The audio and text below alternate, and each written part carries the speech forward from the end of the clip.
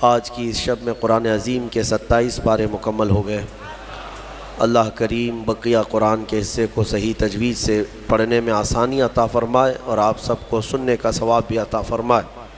سورہ طور، سورہ نجم، سورہ قمر، سورہ رحمان، سورہ واقعہ اور سورہ حدید بڑی اہم صورتیں ہیں، ہر ایک کی اپنی فضیلت ہے، اور ان میں سورہ رحمان کو زینت القرآن کہا گیا ہے۔ پورے قرآن کی یہ زینت ہے۔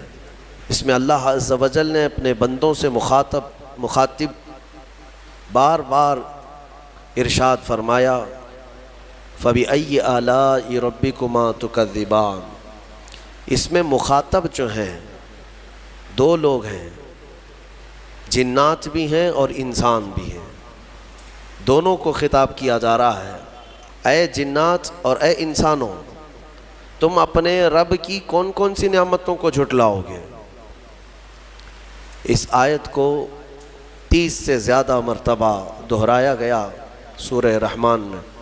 میرے آقا صلی اللہ تعالیٰ علیہ وسلم ارشاد فرماتے ہیں اپنے صحابہ سے کہ میں نے یہ سورہ جنات کے سامنے تلاوت کی تو وہ سن کر کے تم سے بہتر جواب دیتے تھے، یعنی رو پڑتے تھے، اور ہر آیت پر یہ کہتے کہ اے اللہ ہم تیری کسی نعمت کو نہیں جھٹلاتے، ناشکری نہیں کرتے۔ میرے عزیزو، اللہ تبارک و تعالیٰ اپنے بندوں سے جو سب سے زیادہ پسند فرماتا ہے جو چیز، وہ شکر ہے، اور شیطان اگر سب سے زیادہ کسی چیز سے تمہیں دور کرتا ہے تو اللہ کے شکر سے ہی، کیونکہ اس نے چیلنج کیا ہے اللہ تعالیٰ کی بارگاہ میں۔ آیت کا حصہ میں آپ کے سامنے عرض کرتا ہوں۔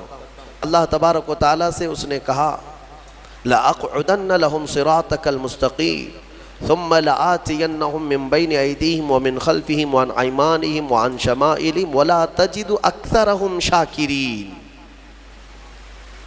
اللہ تعالیٰ سے چیلنج کرتے ہوئے کہتا ہے شیطان کہ مولا تیرے راستے پر میں بیٹھ جاؤں گا، سیدھے راستے پر، جو بھی اس پر چلے گا سیدھے راستے پر، میں کبھی اس کے دائیں جانب سے، کبھی بائیں، کبھی سامنے سے، کبھی پیچھے سے آ کر اسے ایسا ورغلاؤں گا کہ اے رب تو اپنے بندوں میں شکر کرنے والے نہیں پائے گا۔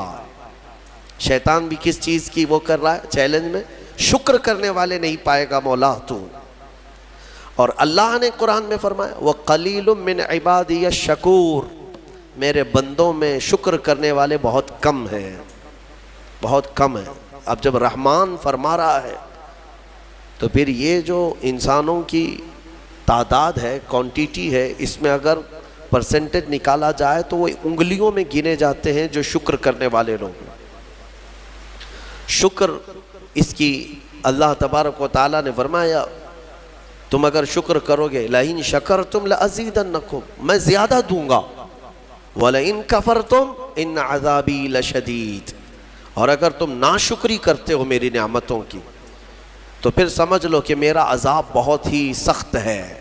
اسی لیے میرے عزیزو، اللہ کے حبیب صلی اللہ تعالیٰ علیہ وسلم جب دعا کرتے تھے تو یوں یہ عرض کرتے تھے کہ مولا تو اپنے شکر گزار بندوں میں میرا شمار فرما۔ سمجھ رہے آپ؟ صبر آسان ہے اور شکر مشکل ہے، صوفیہ نے فرمایا۔ حالانکہ شکر میں کیا کرنا کیا ہے؟ صبر دیکھا جائے تو کٹھن ہوتا ہے، برداشت کرنا ہوتا ہے، مصیبت آئی خاموش رہنا ہے، کسی چیز کی کمی ہو گئی خاموش رہنا ہے، یہی تو صبر ہے۔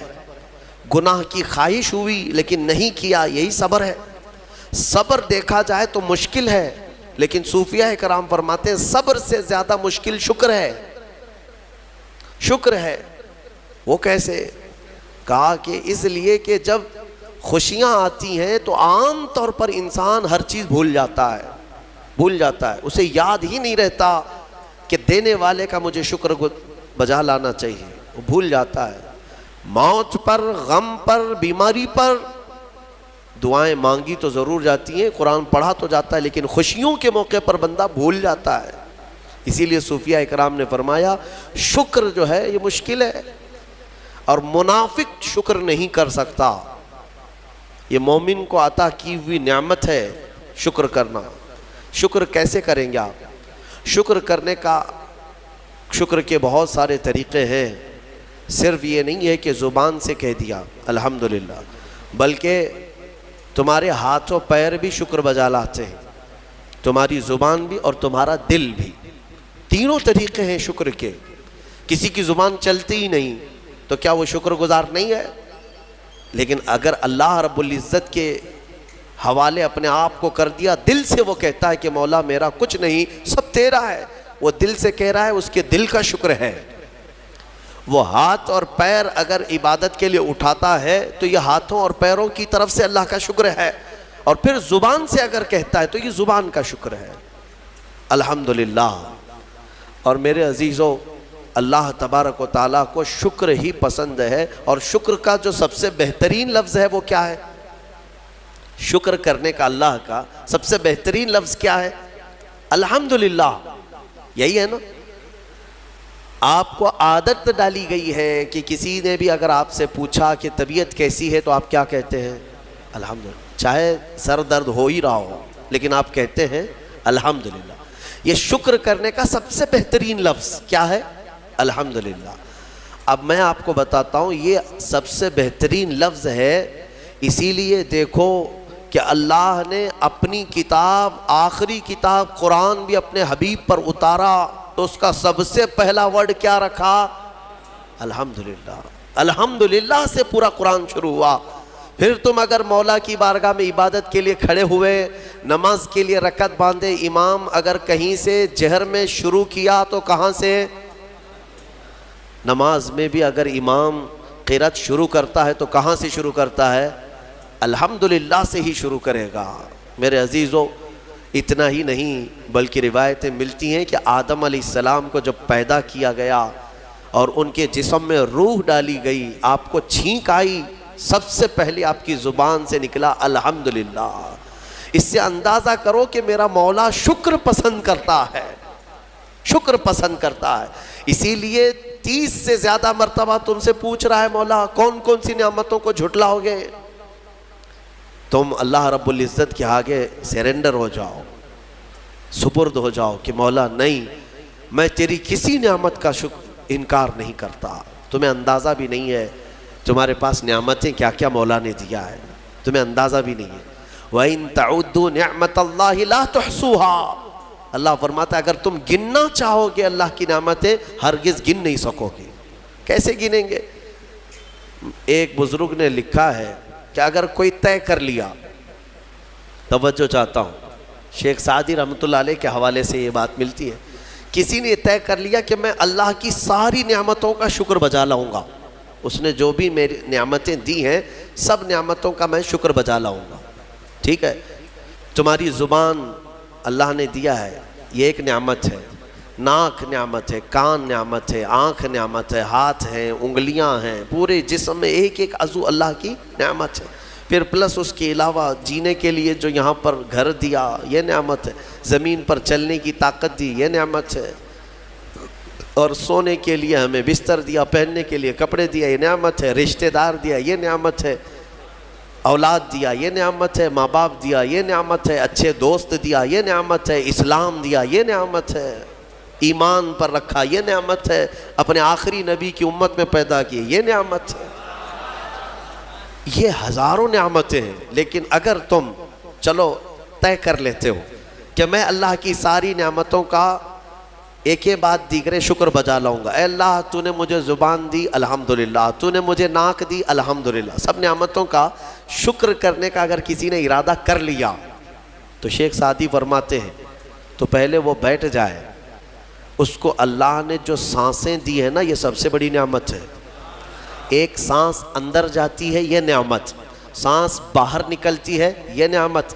اگر تم نے سانس لے لیا نکلی نہیں باہر تو ختم ہو گئی تمہاری زندگی، اور سانس نکلی اندر لے نہیں پا رہے ہو یہاں پر بھی زندگی ختم۔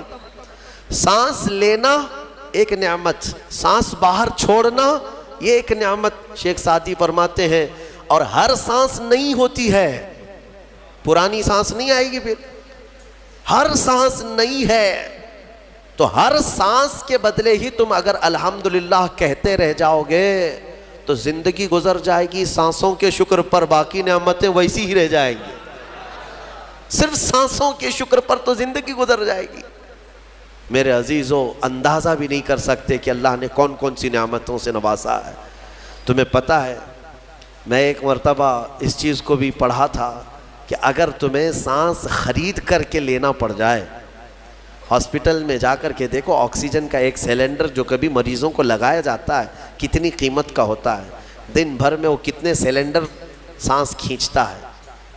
اس اعتبار سے اگر تمہاری زندگی 60 سال کی ہوئی اور 60 سال تمہیں آکسیجن خرید کر کے لینا پڑا تو تقریباً اس کی قیمت جو ہے کئی 100 کروڑ میں چلی جاتی ہے. ایک اندازے کے مطابق 50 سے 60 کروڑ کا آکسیجن تمہیں لگ جاتا ہے. تو کیا یہ ہر آدمی کیپیبل ہے اپنی سانسوں کو پیسے سے خرید سکے گا؟ اور رب ذوالجلال نے تمہارے لیے اتنی آسانیاں کی ہیں کہ سانس ایسا نہیں ہے کہ فلاں شہر میں ملتی ہے جا کر کے لائیں اور پھر کھینچیں. تم جہاں ہو تمہاری ناک کے قریب ہوائیں کیا ہے. اس رب قدیر نے اتنی بڑی نعمتوں سے تمہیں نوازا، تمہیں اندازہ بھی نہیں ہے. اور اسی لیے رب تعالیٰ فرماتا ہے فَبِأَيِّ آلَاءِ رَبِّكُمَا تُكَذِّبَانِ، تم میری کون کون سی نعمتوں کو جھٹلاؤ گے. میرے عزیزو، میں آپ کو ایک چیز بتاتا ہوں. میرے آقا صلی اللہ تعالیٰ علیہ وسلم نے اپنی امت کو سب سے زیادہ اگر دعائیں سکھائی ہیں تو وہ شکر کی دعائیں تلاش کر لینا. یہ میرے مطالعے کے اعتبار سے میں آپ کو بتا رہا ہوں. آپ روزمرہ کی زندگی میں جو چیز بھی کرتے ہیں اس میں اللہ کا شکر ہے. میرے آقا نے سکھایا. آپ کھانا کھانے کے لیے بیٹھ رہے ہیں، بسم اللہ پڑھ کر کے شروع کیے. کھانا ختم ہونے کے بعد میرے آقا نے سکھایا ہے الحمدللہ الذی اطعمنا وسقانا وکفانا وجعلنا من المسلمین. کیا ہے؟ تمام تعریفیں اس اللہ کے لیے. شکر ہے اس مولا کا جس نے ہمیں کھلایا پلایا اور ہمیں ہدایت دیا اور مسلمان بنایا. کھانے کے بعد بھی میرے آقا نے یہی سکھایا. کھانے کے بعد تمہیں کرنا کیا ہے؟ یہی ہے. اچھا، اور نیند لگ رہی ہے، سونے کے وقت کہا بسم اللہ پڑھ کر کے سو جاؤ. لیکن سو کر کے اٹھتے ہو، اگر نیند کھلتی ہے تو میرے آقا فرماتے ہیں یہ پڑھو الحمدللہ الذی احیانا بعد ما اماتنا. الحمد سے ہی شروع ہے. تمام تعریفیں اس اللہ کے لیے جس نے ایک موت کے بعد مجھے دوبارہ اٹھایا ہے. ہاں، آپ کیا سمجھتے ہیں؟ نیند جو ہے موت کی بہن ہے. اگر کوئی سویا مولا چاہے تو اس کی آخری نیند ہو سکتی ہے. بہت سارے ایسے ہیں جو سوئے اور پھر اٹھ ہی نہیں سکے. نیند کی حالت ایسی ہوتی ہے کہ وہ آدھی موت کے برابر ہے، اس کو خبر نہیں ہوتی، اسی میں وہ چلا بھی جا سکتا ہے. اور پھر جب تمہیں بیدار کرتا ہے مولا تو یہ نعمت ہے، بہت بڑی نعمت ہے کہ تمہیں موت کے منہ میں لے جا کر واپس لے آیا. جب بھی تم اٹھتے ہو میرے آقا نے فرمایا شکر بجا لاؤ. شکر ہے اس اللہ کا، تمام تعریفیں اس اللہ کی. بعد ما اماتنا احیانا بعد ما اماتنا، ہمیں موت دینے کے بعد دوبارہ اٹھایا ہے. اس اللہ کا شکر ہے. سو کے اٹھو تو الحمدللہ. اتنا ہی نہیں میرے عزیزو، میرے آقا صلی اللہ تعالیٰ علیہ وسلم فرماتے کپڑا اگر پہن لیا تو بھی پڑھو الحمدللہ الذی کسانی ھذا. تمام تعریفیں اس اللہ کے لیے جس نے مجھے یہ جوڑا پہنایا. ہاں، ورنہ اگر مولا تعالیٰ نہ چاہے تو کسی جسم پر کپڑا بھی نہیں آئے گا. وہ روز تمہیں پہناتا ہے، تمہارے ستر کو چھپاتا ہے. اتنا ہی نہیں، میں آپ کو بتاؤں استنجا کے لیے بھی جاتے ہو، پیشاب کے لیے فرمایا گیا کہ بسم اللہ پڑھ کر کے تو جانا ہے اور اللہ کی پناہ مانگ کر کے جاؤ. بسم اللہ اللہم انی اعوذ بک من الخبث والخبائث. لیکن جب تم استنجا کر کے باہر آتے ہو تو حضور نے فرمایا پھر یہ کہو الحمدللہ الذی اذھب عنی الاذى وعافانی. وہاں بھی شکر ہے. کس بات کا شکر ہے؟ تمام تعریفیں اس اللہ کی، اس کا شکر ہے جس نے اذیت دینے والی، تکلیف دینے والی چیز کو میرے جسم سے دور کیا. تمہیں اندازہ ہے زہر ہے یہ جو اندر استنجا جمع ہو جائے تو آسانی سے آج پیشاب کر لیتے ہو، آسانی سے آج تم حاجت کر لیتے ہو، پخانہ ہو جاتا ہے، تو اس کو یوں مت سمجھ لینا کہ تمہارا کمال ہے، یہ رب تعالیٰ کی ہزار نعمتوں میں سے ایک نعمت ہے۔ اگر پیشاب تمہارا رک گیا، کڈنی کام کرنا چھوڑ دیتی ہے، آج جاؤ ہاسپٹلوں میں دیکھو ڈائلیسس کی مشینوں پر کتنے مریض سوئے ہوئے ہیں۔ تمہیں پتہ ہے پیشاب اگر نہیں نکلتا تو آج کے زمانے میں نیا ایک علاج ہے، ڈاکٹرز کیا کرتے ہیں کہ پانی جو ہے یہ پیشاب پورا خون میں مل جاتا ہے اور زہر بنتا ہے جسم میں۔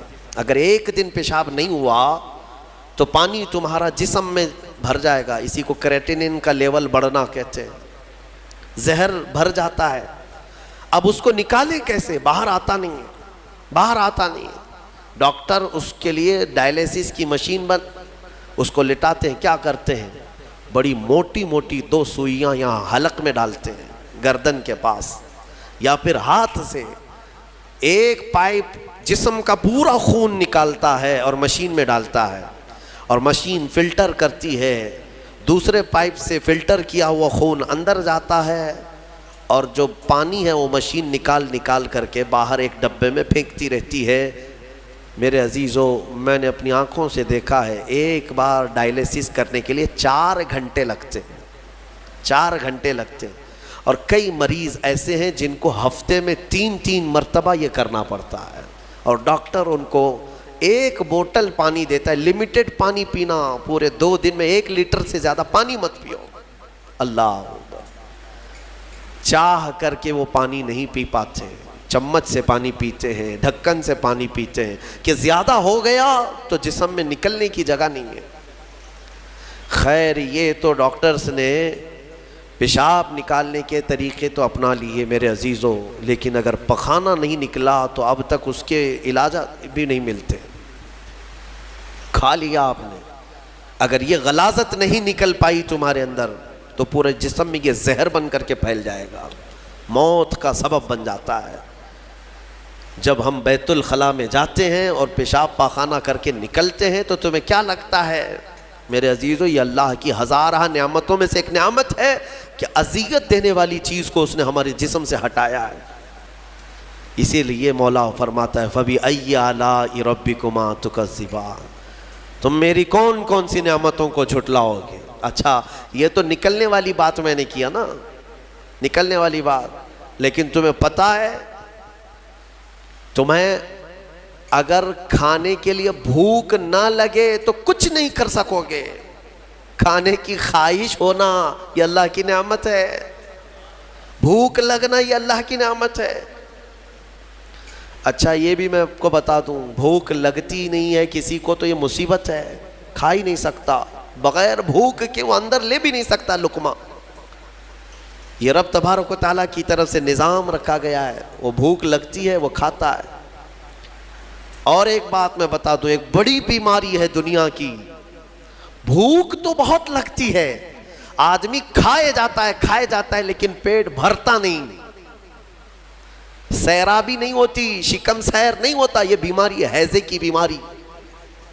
اس بیماری میں حجاج بن یوسف مر گیا، ہاں بڑا گورنر تھا، جانتے ہیں بھوک اتنی لگتی تھی اس کو کہ ایک مرتبہ ایک گائے پوری ذبح کر کے بھون کر کے اس کو کھلائی گئی، پیٹ نہیں بھرا، خواہش ابھی بھی باقی ہے، بھوک ابھی بھی ہے، اور کچھ کھلا دو اور کچھ کھلا دو۔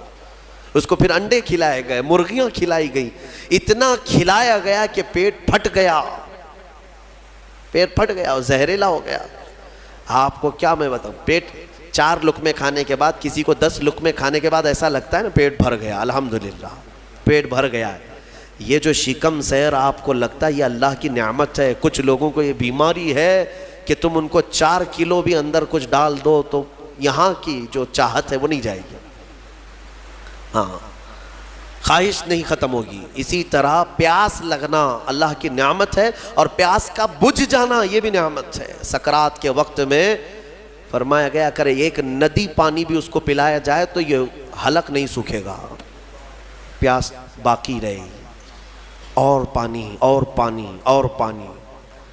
تم اندازہ کر سکتے ہو ایک گلاس پانی پینے کے بعد اگر ٹھنڈک لگی، ہاں پیٹ بھر گیا، پیاس بجھ گئی، نعمت ہے اللہ کی یہ۔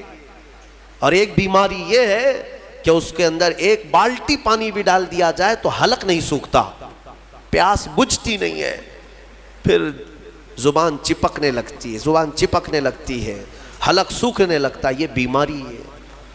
میرے عزیزوں، میں تو صرف تمہارے جسم کی نعمتیں گنا رہا ہوں، تمہیں اندازہ بھی نہیں ہے۔ ابھی چند دنوں قبل میں نے اپنے بچوں کے سامنے بھی ایک بات عرض کیا تھا۔ میں 1-2 سال قبل شاید ایک مطالعے میں تھا، کسی چیز کی اسٹڈی میں، ایک نئی چیز میرے مطالعے پہ آئی تھی۔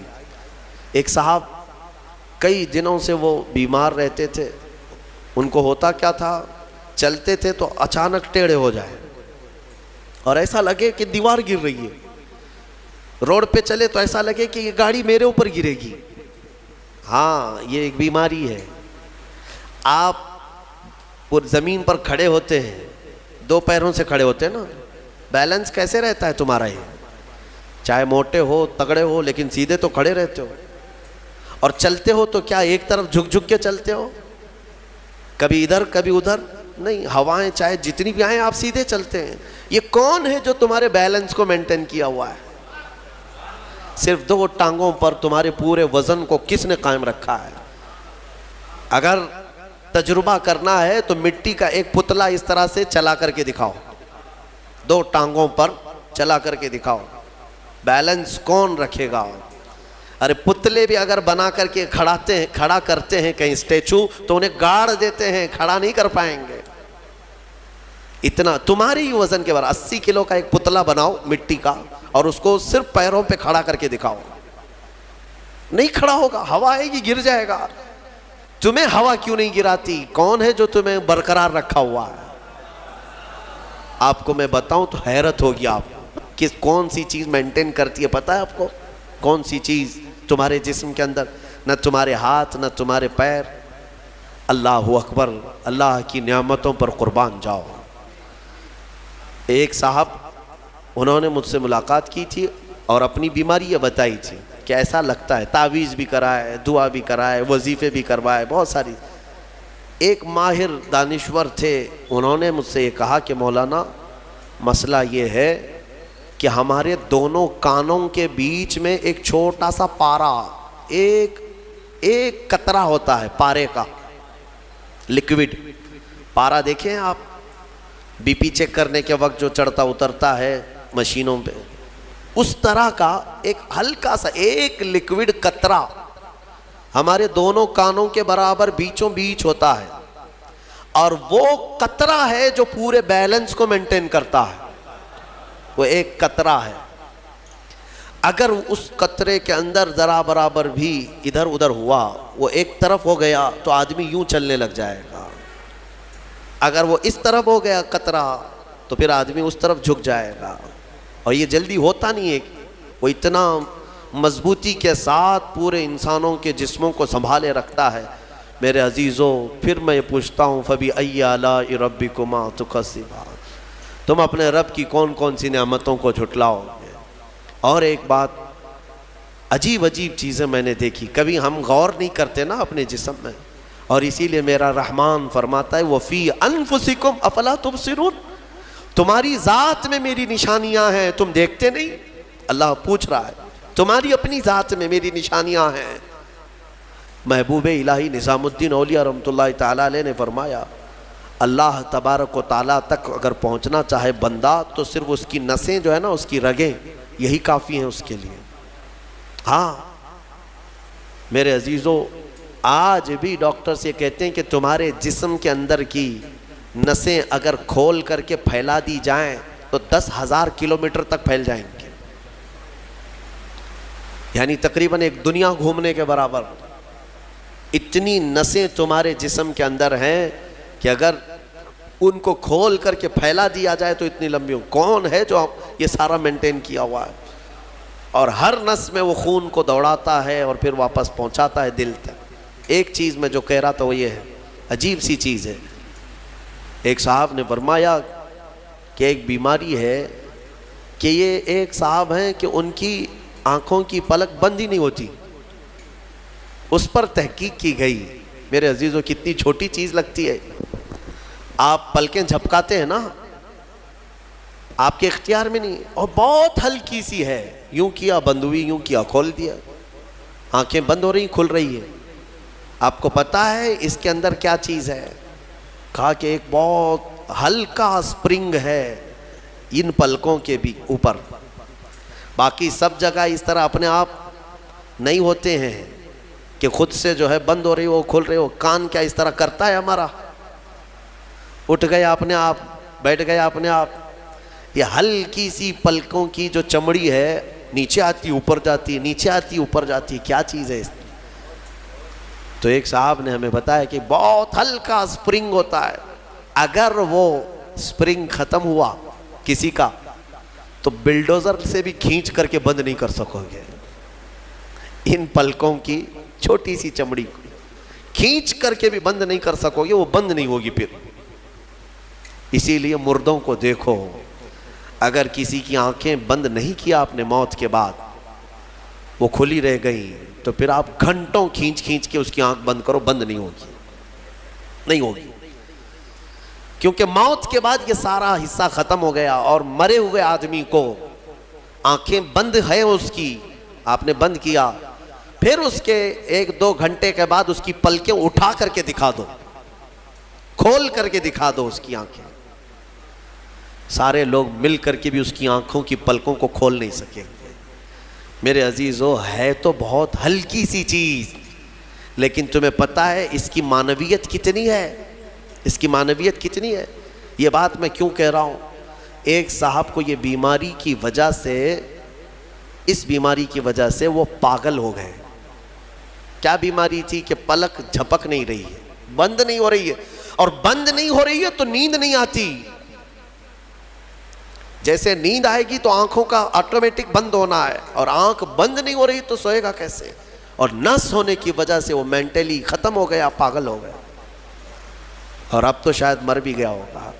یہ کافی 2-3 سال پہلے کی بات میں ہم اندازہ بھی نہیں کرتے کہ اتنی چھوٹی چھوٹی چیزیں.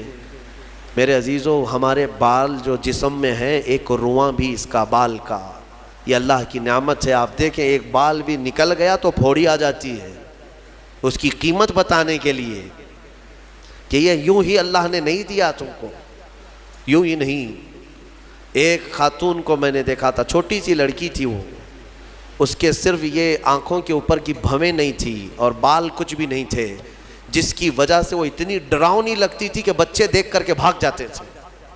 صرف یہ آنکھوں کے بال نہیں تھے, اور وہ چہرہ چھپائی رہی تھی. بہت بڑی ٹیلنٹڈ بچی, پڑھنے میں لکھنے میں ساری چیزوں میں بہت اچھی, لیکن اس کی وجہ سے وہ چہرہ چھپائی رہتی.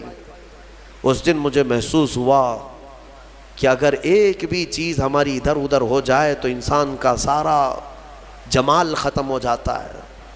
اسی لیے میرے عزیزو, اللہ نے جو چیزیں تمہارے پاس آج دی ہیں, شکر بجا لاؤ, اللہ کا شکر بجا لاؤ. اور سورہ رحمان آج تم نے سنا ہے, بار بار مولا کی بارگاہ میں عرض کرو, مولا ہم تیری کسی نعمت کو نہیں جھٹلاتے, ہر نعمت پر تیرا شکر بجا لاتے ہیں. میں اپنی گفتگو کو سمیٹتے ہوئے آخر میں ایک حدیث سنا دیتا ہوں. اللہ کے حبیب صلی اللہ تعالیٰ علیہ وسلم نے ارشاد فرمایا, آج ہی میں نے درس قرآن میں بھی سنایا تھا. حضور اکرم صلی اللہ علیہ وسلم نے فرمایا, 3 چیزوں کو غنیمت جانو. 3 چیزوں کے آنے سے پہلے پہلے. وہ 3 چیزیں کیا ہیں؟ توجہ سے سنو. میرے آقا فرماتے ہیں, جوانی ہے تو غنیمت جانو بڑھاپا آنے سے پہلے. جوانی کو غنیمت جانو بڑھاپا آنے سے پہلے. اس لیے کہ بڑھاپے میں جو کچھ ہوتا ہے وہ پھر وہ بوڑھوں کو معلوم ہے. ساری چیزیں ایک کے بعد دیگرے رخصت ہونے لگ جاتی ہیں. وہ طاقت نہیں, وہ قوت نہیں. بڑھاپے میں بہت خواہش تو ہوتی ہے کرنے کی, لیکن کر نہیں سکتا. اسی لیے جوانی کو غنیمت جانو. اے نوجوانوں, عیاشی میں برباد کرو گے تو پچھتاؤ. دوسری چیز میرے آقا فرماتے ہیں, آج صحت ہے تو صحت کو بیماری سے پہلے غنیمت جانو. بیمار ہونے سے پہلے پہلے دیکھو اپنے ہاتھوں کو, پیروں کو, سب صحیح سلامت ہے. آج آنکھ دیکھ رہی ہے, کان سن رہے ہیں, زبان بول رہی ہے, ہاتھ پیر چل رہے ہیں. شکر کرو اللہ کا. اس لیے کہ ہم نے دیکھا ہے چند دنوں کے بعد ایسی بیماریاں جکڑ لیتی ہیں، سجدہ کرنا چاہتا ہے لیکن پیر مڑتے نہیں، پیر جام ہو گئے، رکوع کرنا چاہتا ہے کمر جھکتی نہیں۔ آج صحت ہے تمہارے پاس، کل آنکھیں ساتھ چھوڑنے لگ جائیں گی، کان کم سنائی دینے لگ جائیں گے، زبان میں راشا طاری ہونے لگ جاتا ہے، ہکلاہٹ آنے لگ جاتی ہے، چاہ کر کے بھی بہت ساری چیزیں تم کر نہیں پاتے۔ اس لیے آج صحت ہے، غنیمت جانو اس کو، کوئی بیماری نہیں۔ آج چند ہی دنوں کے بعد دیکھنا کہ شوگر ساتھ، بی پی ساتھ، ایسے ساتھ ہوتے ہیں کہ پھر قبر تک نہیں چھوڑتے۔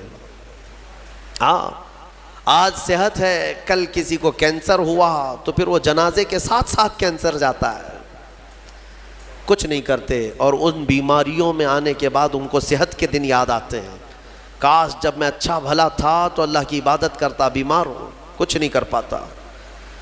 میں نے آپ کو اس سے قبل بھی بتایا تھا میرے عزیزو، ایک نوجوان کی بات مجھے بار بار وہ جھنجھوڑتی ہے۔ ممبئی شہر کے رہنے والا نوجوان، 22 سے 24 سال کا، باپ اکلوتے بیٹے کو بہت اچھا پڑھایا تھا، لندن بھیج کر کے پڑھایا تھا، اکلوتا بیٹا، بڑے باپ کا بیٹا ہے، اور 24 سال کی عمر میں اس کو بون کینسر ہو گیا، ہڈیوں کا کینسر ہو گیا۔ یونیورسٹی میں پڑھا اچھا، اور اس کے بعد پتہ ہی نہیں چلا، اچانک 3rd سٹیج پہ پتہ چلا، پھر 6 مہینے شاید علاج کے لگے ہوں گے، ڈاکٹروں نے کہا کہ اس کو گھر لے جاؤ، اب کچھ نہیں ہوتا۔ گھر آیا تھا، اس کی ہڈیاں گل گئی تھی۔ ہاں بون کینسر بڑا ڈینجر ہے، ہڈیاں جو ہے پاؤڈر ہونے لگ جاتی ہیں، اس کو اگر اٹھائیں تو پیٹھ کی ہڈی میں انگلیاں اندر جانے لگ جاتی ہیں۔ یہ کینسر بہت خطرناک قسم کا ہے۔ اس کے چند دن بچے ہوں گے اپنے گھر پر، علاج وغیرہ سب ختم ہو چکا۔ اس نے اپنے باپ کو ایک دن حسرت سے بلایا اور کہا، ابا میری وہ 10ویں کی، 12ویں کی، گریجویٹ کی یہ جو مارک شیٹ ہے، سند ہے، جو میں نے مڈل حاصل کی وہ کہاں ہے؟ کہا بیٹا سب سنبھال کے رکھا ہوں۔ کہا میں دیکھنا چاہتا ہوں۔ باپ نے وہ ساری چیزیں الماری سے اس کو دیا کہ یہ سرٹیفکیٹ ہے، یہ تیری سند ہے، یہ مارک شیٹ ہے، یہ ساری چیزیں ہیں۔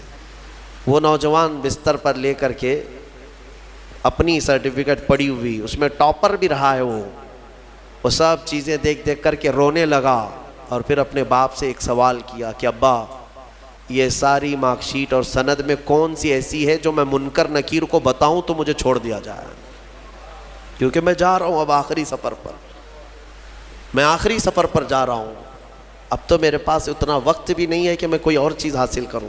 اس کے باپ نے مجھے یہ چیز بتائی تھی۔ وہ کہتے تھے کہ مولانا آپ بچوں کو بتاؤ، واقعی صحت جب تک تھی تم نے نہ قرآن کی طرف توجہ دیا، نہ میرے رحمان کو راضی کرنے کی کوشش کی۔ صحت آج ہے تو شکر بجا لاؤ اللہ کا، بیماری میں وہ مولا تمہارے ساتھ ہوگا۔ 2 چیزیں میں نے عرض کی ہے، جوانی کو غنیمت جانو بڑھاپا آنے سے پہلے، صحت کو غنیمت جانو بیمار ہونے سے پہلے، اور سب سے بڑی چیز میرے آقا فرماتے ہیں زندگی کو غنیمت جانو موت آنے سے پہلے۔ ہاں ٹھیک ہے، بڑھاپے میں کچھ تو کر سکتے ہو، بیماری میں کچھ تو کر سکتے ہو، مرنے کے بعد کیا کر سکتے ہو؟ تو اس لیے آج زندہ ہیں، اسی کو غنیمت جانو کہ اللہ ابھی تو ملک الموت نہیں آیا، ابھی تمہارے پاس ٹائم باقی ہے، سانسیں چل رہی، وقت باقی، صحت بھی ہے، جوانی بھی ہے، زندگی بھی ہے، تو سب ہے تمہارے پاس۔ پھر اللہ کی ناشکری کرنا میرے عزیزوں یہ سب سے بڑا گناہ ہے۔ اسی لیے میرے آقا صلی اللہ علیہ وسلم نے فرمایا معراج کی رات میں نے جہنم میں سب سے زیادہ عورتوں کو دیکھا۔ حضور سے پوچھا عورتوں نے کہ کس وجہ سے؟ حضور نے وجہ یہی بتائی، ہن یکفرن العشیر، وہ اپنے شوہروں کی ناشکری کرتی ہیں، ناشکری کرتی ہیں۔ کب تو نے میرے ساتھ اچھا کیا، یہ لفظ کہتی ہیں جس کی وجہ سے مولا ان کو جہنم میں پہنچایا۔ عورت اگر شوہر کی ناشکری کی وجہ سے جہنم میں ہے تو یہ بندے جو سیدھے رحمان کے ناشکرے ہیں وہ کس قدر جہنم میں جلیں گے۔ اس لیے میں ڈراتا ہوں اس بات سے کہ اللہ رب العزت کا شکر بجا لاؤ، جیسا رکھا ہے اس نے بہت ہے، بلکہ دیکھا جائے تو ہماری حیثیت سے زیادہ اس نے عطا کیا ہے۔ شیخ سعدی رحمۃ اللہ تعالیٰ علیہ کی وہ بات یاد آتی ہے، ان کی چپل گم ہو گئی تھی، کانٹے اور کنکر چبھنے لگے، مسجد میں آئے سجدے میں رونے لگے، سفر میں ہوں مولا میری حیثیت ہی نہیں ہے کہ اب میں چپل بھی خرید سکوں، میں اتنا غریب اور مفلس ہو گیا ہوں. باہر نکلے تو دیکھا ایک آدمی پیر کٹا ہوا بیٹھا تھا جس کے دونوں پیر نہیں تھے. تو واپس گئے اور اللہ کا شکر بجا لانے لگے, اے مولا میری تو چپل ہی نہیں ہے, اس کے پاس پہننے کے پیر بھی نہیں ہے. اسی لیے اپنے سے چھوٹوں کو دیکھو اور شکر بجا لاؤ. ہاں, میں اپنے نوجوانوں سے اسی لیے کہتا تھا کہ کبھی کبھار ہاسپٹل وزٹ کرو, جاؤ کینسر کے پیشنٹ کو دیکھو, وہاں پر کبھی چہرہ سڑا ہوا ہے, کسی کا گلا سڑا ہوا ہے, کہاں کہاں کیا کیا. میں جاتا ہوں کبھی تو وہ دیکھتے ہی رونے لگ جاتے ہیں. میرے عزیزوں, موت و حیات کے بیچ میں موجود ایک لاش کی طرح پڑے رہتے ہیں. تم دیکھو گے تمہیں اپنی صحت پر اللہ کا شکر کرنے کا جذبہ پیدا ہوگا کہ مولا تو نے مجھے ان سب بیماریوں سے محفوظ رکھا ہے. اسی لیے میرے آقا صلی اللہ تعالیٰ علیہ وسلم نے بیماروں کو دیکھ کر, مصیبت زدہ کو دیکھ کر کے بھی جو دعا تعلیم دی وہ کیا ہے؟ اللہ تعالیٰ نے, اللہ کے حبیب نے یہی دعا سکھائی, الحمدللہ الذی فضلنا علی کثیر ممن خلق تفضیلا, الحمدللہ الذی عافانی مما ابتلاک بہ وفضلنی علی کثیر ممن خلق تفضیلا. اے مولا تیرا شکر ہے, تو نے مجھے عافیت دی ہے, جس میں تو اس کو مبتلا کر رکھا ہے اس سے تو مجھے بچا کر رکھا ہے, اور سب پر تو نے, اکثر بندوں پر تو نے مجھے فضیلت دی ہے. مولا یہ تیرا شکر ہے. اسی لیے میں کہوں گا فَبِأَيِّ آلَاءِ رَبِّكُمَا تُكَذِّبَانِ, اے انسانوں اور جنات, تم اپنے رب کی کون کون سی نعمتوں کو جھٹلاؤ گے؟ اگر جھٹلاؤ گے تو پھر پکڑ ہوگی. مولا کریم کی بارگاہ میں عرض کرو, مولا ہماری ہر سانس کے بدلے تیرا کروڑ کروڑ شکر و احسان ہے, اور سب سے بڑا تیرا انعام اور تیرا شکر یہ ہے کہ مولا ہمیں لائق نہ ہونے کے باوجود تو نے اپنے محبوب کی امت میں ہمیں پیدا کیا ہے, ایمان دیا, اسلام دیا. اور مولا تیرے دربار میں اتنی التجا ہے کہ اے کریم خدا, ہماری آخری سانس بھی تو ہمیں ایمان پہ عطا فرما, تیرے حبیب کے قدموں میں موت عطا فرما, اور جب اٹھائے جائیں تو شکر گزار بندوں میں ہمارا حشر فرما. وآخر دعوانا الحمدللہ رب العالمین.